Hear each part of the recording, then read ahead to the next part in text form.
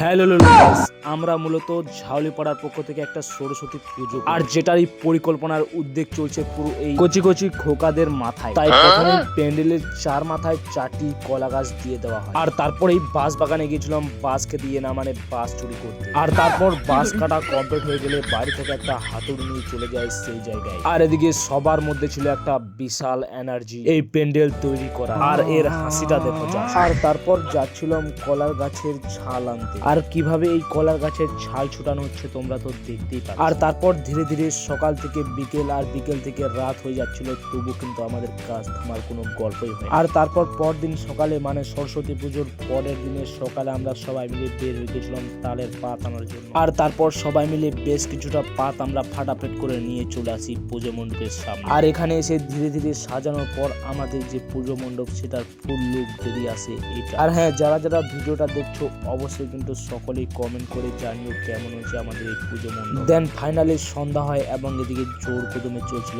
পুরি ভাজাভাজির কাজ। আর তারপর সব ঘটনার অবসান ঘটিয়ে ফাইনালি আমাদের পুজো চালু হয়ে যায়। আর এদিকে তোমরা তো দেখতেই পাচ্ছ আমাদের যে পণ্ডিত মশাই সে কিন্তু ইয়ং। আর তারপর সরস্বতী পুজো আমাদের কমপ্লিট হয়ে যায়। তো তোমরা কি করছো? ব্লগ তো শেষ, সাবস্ক্রাইব করো।